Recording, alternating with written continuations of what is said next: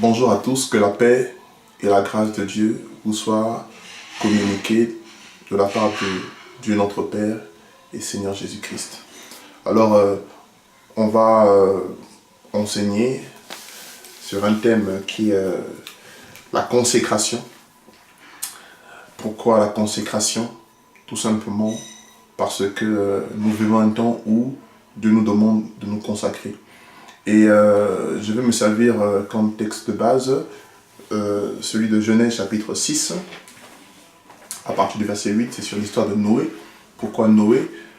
Tout simplement parce que Noé est appelé par Dieu dans un contexte où le monde était vraiment corrompu, comme on le lit dans le chapitre 6, verset 5. Et avait vu que la méchanceté des hommes était si grande sur la terre et que toute l'imagination des pensées de leur cœur n'était que mal en tout temps. Il avait se repenti d'avoir fait l'homme sur la terre et il fut affligé en son cœur et avait dit: j'exterminerai de la face de la terre les hommes que j'ai créés, depuis les hommes jusqu'au bétail, jusqu'aux reptiles et même jusqu'aux oiseaux du ciel, car je me repens de les avoir fait. Alors nous savons tellement que lorsque Jésus enseignait, il a dit que ce qui arrivera au temps de Noé arrivera pareillement à la fin, avant l'avènement du Fils de l'homme. Nous sommes convaincus que les temps dans lesquels nous sommes, cette génération, est vraiment la génération qui est en train de vivre ces temps de l'époque de Noé. Le but de l'enseignement, ce n'est pas de parler des temps de la fin, mais plus parler de Noé qui a su se démarquer dans une génération si corrompue. Ça veut dire quoi? Noé est un exemple pour tous ceux qui veulent être enlevés, qui veulent être sauvés avant le retour de Jésus. Alors voilà pourquoi j'ai à cœur de vraiment qu'on étudie ensemble quelle était la vie de consécration de Noé pour que ça soit pour nous un exemple. Pourquoi? L'auteur aux Hébreux nous dit quoi? Nous tous qui sommes environnés d'une si grande lignée de témoins, rejetons le fardeau et le péché qui nous enveloppe facilement et portons le regard sur Jésus-Christ qui est l'auteur de notre foi et qui l'emmène à la perfection. Et parmi les témoins qui nous environnent, l'auteur aux Hébreux avait mentionné Noé. Voilà pourquoi j'ai à cœur de voir quelle était la vie de consécration de Noé. Alors au verset 8, mais Noé, donc le mais veut tout simplement dire que parmi cette génération corrompue, perverse, Noé trouva grâce aux yeux de Yahvé. On va s'arrêter là. C'est quoi trouva grâce? Quand nous partons, on va lire le livre de Romains chapitre 4, verset 4. C'est quoi la grâce? Romains chapitre 4, verset 4 nous dit quoi? Or, celui qui fait des œuvres, le salaire lui est imputé comme une grâce, mais comme une chose due. Mais celui qui ne fait pas les œuvres, mais croit en celui qui justifie le méchant, sa foi lui imputer la justice. Donc la grâce, selon Paul, dans Romains chapitre 4, verset 4, est quelque chose que nous ne méritons pas. Ça veut dire quoi? Si Dieu a dit que Noé trouva grâce, ça veut dire que Noé, comme tout homme, est venu dans un monde où l'humanité était dans la chute, dans la malédiction de Adam. Donc Noé était un pécheur comme tout le monde. Mais qu'est-ce qui fait que Noé a trouvé grâce aux yeux de Dieu? Ça ne veut pas dire que Dieu fait la différence. Tout simplement, l'auteur aux Hébreux nous répond dans Hébreux chapitre 11. On va ensemble le lire. À partir du verset 7. Par la foi, Noé étant divinement averti des choses qui ne se voyaient pas, craignit et bâtit l'arche pour la conservation de sa famille. Et par cette arche, il condamna le monde et devint héritier de la justice qui est selon la foi. Donc on voit que Noé, sûrement, n'était pas le seul, il avait parlé à beaucoup dans cette génération et beaucoup ont fermé leurs oreilles. Et Noé, étant divinement averti comme beaucoup, a ouvert son cœur, a décidé de croire en la révélation que Dieu lui avait faite, qui était que le monde de son vivant allait donc connaître un jugement qui était le déluge. Et Noé a décidé de mettre sa foi en Dieu et d'agir selon la parole. Donc Noé était justifié par la foi et il a trouvé grâce aux yeux de Dieu. Alors, ayant décidé de marcher par la foi, la grâce de Dieu a mis Noé à part. Le mot consécration veut tout simplement dire mise à part. Donc Noé, par sa foi, plutôt Dieu par la foi de Noé, la grâce qui était accordée à Noé, a consacré Noé et la mise à part des choses de ce monde. Et quelle était la conséquence de cette mise à part de la grâce de Dieu? Parce qu'on ne peut pas être consacré sans la grâce de Dieu. Seul Dieu peut nous mettre à part. Seul Dieu peut consacrer un homme. Et je veux nous rappeler que nous sommes consacrés aux yeux de Dieu depuis la fondation du monde. Voilà. Et depuis le ventre de notre mère, ça devient officiel. Selon ce qu'il avait dit à Jérémie, depuis le ventre de ta mère, je t'ai consacré. Et Paul aussi le dit, lorsqu'il a plu à celui qui m'avait mis à part de le ventre de ma mère, voilà, de me révéler son fils, je n'ai pu consulter la chair ni le sang.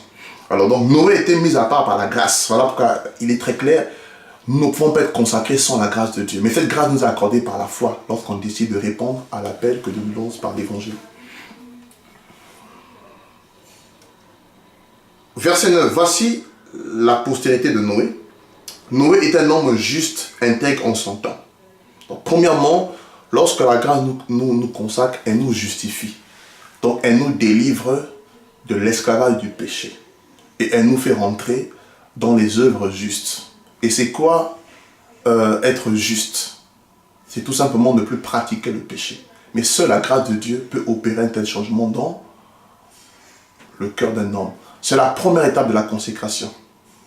Voilà. Et on connaît les commandements de la justice divine. Tu n'auras pas d'autre Dieu devant ma face. C'est-à-dire que quand la grâce de Dieu nous met à part, nous consacre, elle nous conduit à adorer le seul et vrai Dieu. Yeshua, Jésus-Christ, le Père. Donc si à l'époque, les gens adoraient les idoles, peut-être comme Noé, mais une fois qu'ils sont consacrés par Dieu, ils reconnaissent un seul Dieu et ils adorent ce véritable Dieu qui est Jésus-Christ, le Père. Ensuite, honore ton père et ta mère. C'est l'un des commandements de la justice de Dieu. Voilà. Donc si on était rebelle à l'égard de nos parents, nos cœurs sont ramenés à nos parents. Donc il ramènera le cœur des pères le cœur des fils vers les pères. Donc on honore les parents. L'un des commandements qui touche la justice, c'est là, tu ne commettras pas d'adultère. Donc si on mène une vie de débauche, lorsqu'on est mis à part par Dieu, nous abandonnons l'immoralité sexuelle. Et si on est célibataire, on se garde jusqu'au mariage. Et si on est marié, on reste fidèle jusqu'à sa mort, jusqu'à ce que Jésus revienne à celle qu'on a décidé donc de prendre pour épouse. C'est ça, la consécration, la justice. Ensuite, l'un des commandements qui touche la justice, c'est aussi, tu ne commettras pas de faux témoignages. Voilà, le mensonge. C'est avant, on avait l'habitude de pratiquer le mensonge, on aimait mentir. Dieu met en nous l'envie de ne plus mentir, de devenir, voilà pourquoi il avait dit intègre. Donc dans la justice aussi l'intégrité. L'intégrité c'est quoi? Faut être vrai dans tout ce qu'on fait, que ce soit au travail, devant l'État, devant les administrations. Tout ce qu'on présente comme papier, comme dossier, sont intègres. C'est la vérité. Donc dans la justice il y a aussi l'intégrité. Voilà. Tu dois à quelqu'un, mais tu rembourses. Tu as pris quelque chose, tu remets. C'est ça l'intégrité. Donc dans la justice, il y a la notion d'intégrité aussi. Voilà. Et ensuite, tu ne commettras pas de meurtre. Donc, si à l'époque, tu étais dans l'animosité, dans les haines, l'esprit du pardon, le cœur qui pardonne. Voilà un peu la première étape de la conséquence. Donc, on ne peut pas dire qu'on suit Dieu et on n'est pas dans ces commandements-là. On ne les pratique pas. Alors, ce n'est pas suffisant. Parce que on peut pratiquer ces commandements, je prends un exemple, mais encore avoir des défauts du caractère. Je prends un exemple. Je ne pratique plus l'immoralité sexuelle, mais j'ai un problème avec l'impatience. J'ai un problème avec la maîtrise de soi. J'ai un problème avec la colère.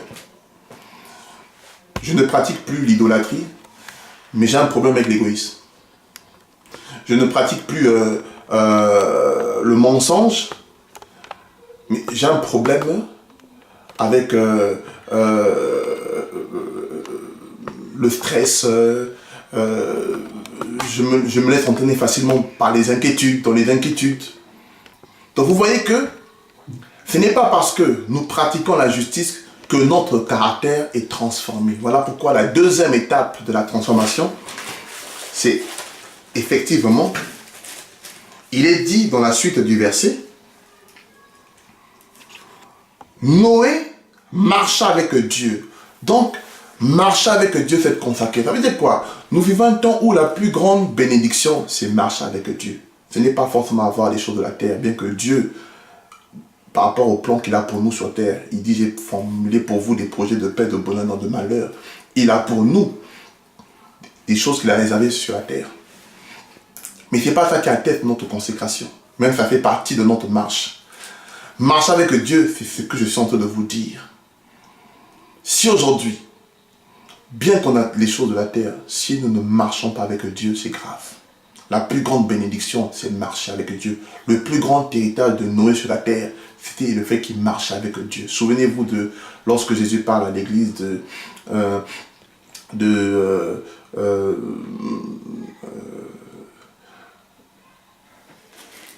l'Apocalypse, on va rapidement lire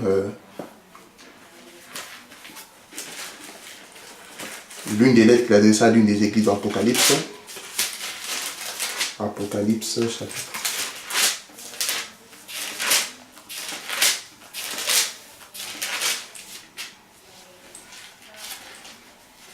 L'église morte, l'église de Sardes. Au verset 4, toutefois, tu as peu de personnes de Sardes qui n'ont pas souillé leurs vêtements, et ils marcheront avec moi en vêtements blancs, car ils en sont dignes. Vous voyez que la plus grande bénédiction, c'est marcher avec Dieu. Et lorsqu'on marche avec Dieu, Dieu nous estime, estime dignes de son royaume. On est digne de son royaume. Et il dit quoi? Ils seront revêtus de vêtements blancs. Donc Noé a marché avec Dieu. Et parce qu'il marchait avec Dieu, Dieu a aussi transformé son caractère. C'était un homme qui avait le fruit de l'esprit. Voilà. Et voilà pourquoi quand tu marches avec Dieu, Dieu te fait passer de la justice au fruit de l'esprit. Et le fruit de l'esprit, c'est la transformation du caractère qui s'opère par des brisements après des moments d'épreuve, de grandes souffrances, voilà, d'injustice. Dieu a développé un cœur qui pardonne, l'amour qui pardonne. Après un temps d'attente, Dieu a développé, produit la patience. Après un temps d'adversité, Dieu a produit un cœur paisible qui sait être serein dans l'adversité. Tranquillité dans le calme que réside sa force. Après un moment, une lourde période d'épreuve, Dieu a développé la bonté, la bienveillance. Voilà, c'est que tu étais égoïste, maintenant tu sais soutenir, tu sais ouvrir ton cœur. Voilà, travailler la fidélité, la maîtrise de soi avant de t'emporter. Vous voyez que le fruit de l'esprit, c'est quelque chose qui s'acquiert après le temps. On commence par la justice, mais après c'est le caractère aussi, le fruit de l'esprit. C'est le deuxième fruit de la consécration. Mais il n'y a pas que le fruit de l'esprit. Parce que quand nous lisons dans Matthieu chapitre 5, la volonté de Dieu, c'est que nous soyons aussi le sel de la terre. Que nous impactons. Noé a impacté sa famille. Matthieu chapitre 5, verset 13. Vous êtes le sel de la terre.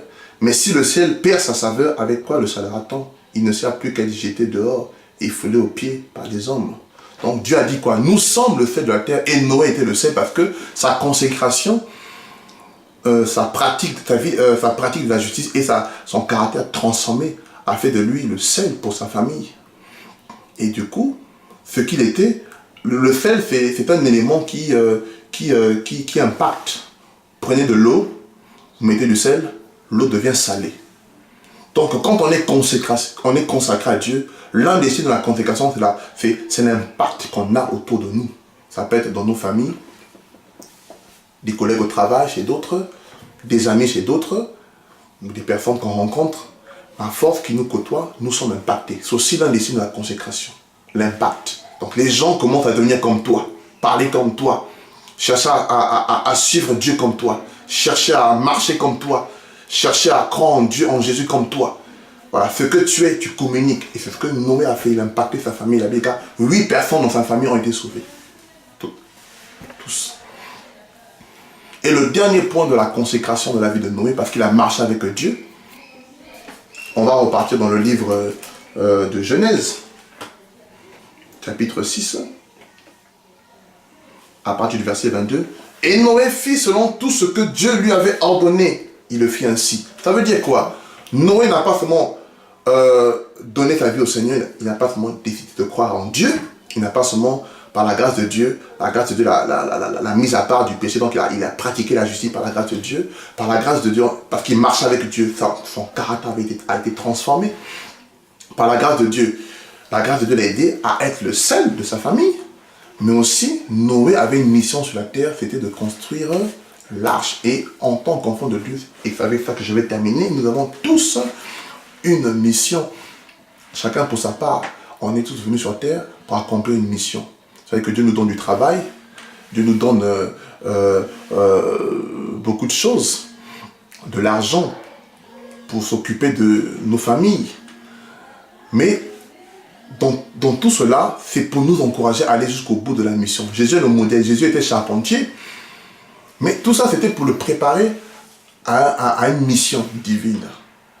Voilà, Jésus aurait fait beaucoup de choses. S'il n'était pas mort à la croix, son but sur la terre aurait été vain. Donc, mes frères, pour terminer, nous avons tous une mission. Dieu nous met à part, il nous sanctifie, il transforme le caractère pour que nous accomplissions une mission. Chacun de nous, on a une mission à accomplir. Et Noé, l'un des derniers signes de la mission, c'est aussi travailler à l'appel que Dieu nous adresse pour le servir et aller jusqu'au bout de cette mission. C'est aussi la consécration. Si nous ne servons pas Dieu selon ce que Dieu nous demande de faire, on ne peut pas dire qu'on est consacré totalement. Regardez l'histoire de Jonas. Jonas ne voulait pas aller à Ninive. C'est aussi un manque de consécration. Quand on est consacré, il est dit, Noé fit tout ce que Dieu lui avait ordonné de faire par rapport à l'arche. Donc vraiment mes amis, pour clôturer, je récapitule. Quels sont les signes de la consécration? Nous décidons de suivre Dieu par la foi après la repentance. La grâce de Dieu nous met à part, nous sanctifie. Et quand on marche avec Dieu, on est consacré. Premièrement, on ne pratique plus le péché, mais on pratique la justice. La pratique ensuite, le caractère est transformé. Nous sommes dans le fruit de l'esprit, le caractère de Christ. Ensuite, nous sommes le sel, nous impactons autour de nous.